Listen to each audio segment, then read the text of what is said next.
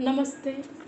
मैं डॉक्टर वनिता त्र्यंबक पवार हिंदी विभाग की ओर से आप सभी छात्र छात्राओं का हार्दिक स्वागत करती हूँ। यहाँ पर आपके सामने द्वितीय वर्ष साहित्य के लिए निर्धारित DSC हिंदी पाठ्यक्रम के अंतर्गत कथेतर गद्य विधाई इसकी जानकारी पेश करती हूँ। इसके अंतर्गत आपको साहित्य की अलग अलग विधाएं अध्ययनार्थ रखी गई है, जैसे निबंध, संस्मरण, रेखाचित्र, जीवनी, आत्मकथा, रिपोर्टाज, यात्रा वर्णन, व्यंग्य, डायरी तथा संबोधन। इन विधाओं का अध्ययन करना है। कथेतर गद्य विधाई इस किताब में निर्धारित प्रथम निबंध का नाम है राष्ट्र का स्वरूप। इसकी जानकारी प्रस्तुत करती हूँ। इस निबंध के लेखक का नाम है वासुदेव शरण अग्रवाल। इसके पहले आपको ज्ञात होना चाहिए निबंध का अर्थ क्या है। निबंध का मतलब है भाव और विचारों को बांधना। तो निबंध के अंतर्गत भाव और विचारों को एक सूत्र में बांधा जाता है। और पृष्ठले इस विद्वान ने निबंध की परिभाषा बताई है। उन्होंने कहा है कि निबंध मौलिक व्यक्तित्व की एक समुचित अभिव्यक्ति होती है। और इसके बाद निबंध के 5 तत्व होते हैं। इन 5 तत्वों को लेकर निबंध पढ़ाया जाता है। प्रथम तत्व है व्यक्तित्व की व्यंजना। निबंध में व्यक्तित्व या व्यक्तिगत विशेषता होती है। दूसरा तत्व है विषय। जिसके बारे में निबंध लिखते हैं उसे विषय कहते हैं। निबंध के विषय की कोई सीमा नहीं होती है। विश्व का कौन सा भी विषय लेकर निबंध लिखा जाता है। तीसरा तत्व है भाव। भावों को इकट्ठा किया जाता है। तो इस तरह निबंध में भाव या विचारों को लेखक इकट्ठा करते हैं और इसके बाद निबंध को प्रस्तुत करते हैं। चौथी विशेषता है निजी अनुभूति। लेखक समाज या जीवन में जो कुछ अनुभव लेता है उसे निबंध में डालने का प्रयास करता है। और पांचवी विशेषता है भाषा शैली। भाषा के माध्यम से भाव और विचारों की अभिव्यक्ति होती है और शैली निबंध का प्राण होता है। निबंध में अलग अलग शैलियों का प्रयोग किया जाता है, जैसे व्यास शैली, समास शैली, धारा, तरंग। ऐसी अलग अलग शैलियों का प्रयोग किया जाता है। इस तरह निबंध का अर्थ, परिभाषा, स्वरूप एवं तत्वों की सामान्य जानकारी पेश की और इसके बाद हम आगे राष्ट्र का स्वरूप इस निबंध का अध्ययन करेंगे। कथेतर गद्य विधाई इस किताब के अंतर्गत प्रथम निबंध है राष्ट्र का स्वरूप।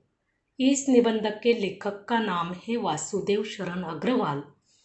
वासुदेव शरण अग्रवाल जी ने अपनी बात को स्पष्ट करते हुए कहा है कि भूमि पर बसने वाला जन और जन की संस्कृति, इन तीनों तत्वों के समन्वय से राष्ट्र का स्वरूप बनता है।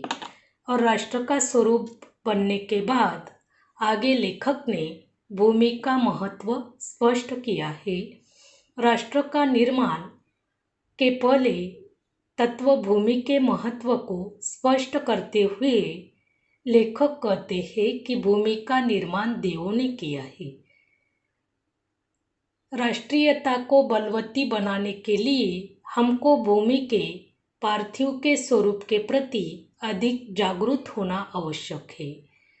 राष्ट्रीय भावों का अंकुर हम में पल्लवित होने के लिए राष्ट्रीयता की जड़ें पृथ्वी के साथ गहरी होनी चाहिए। इसलिए पृथ्वी के भौतिक स्वरूप की आदि से अंत तक जानकारी प्राप्त करना, उसकी सुंदरता, उपयोगिता और महिमा को पहचानना हमें आवश्यक है।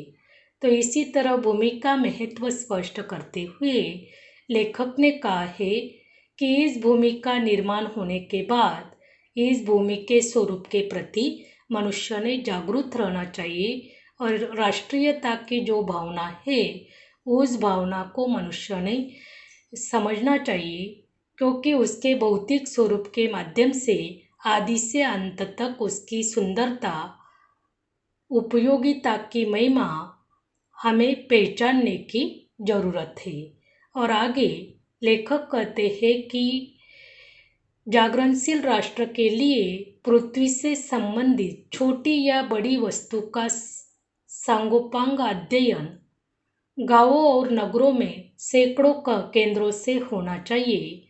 अपनी बात को अधिक स्पष्ट करने के लिए वे मेघ, तृणलता, वनस्पति, नदियाँ, जड़, पत्थर आदि का उदाहरण देते हुए कहते हैं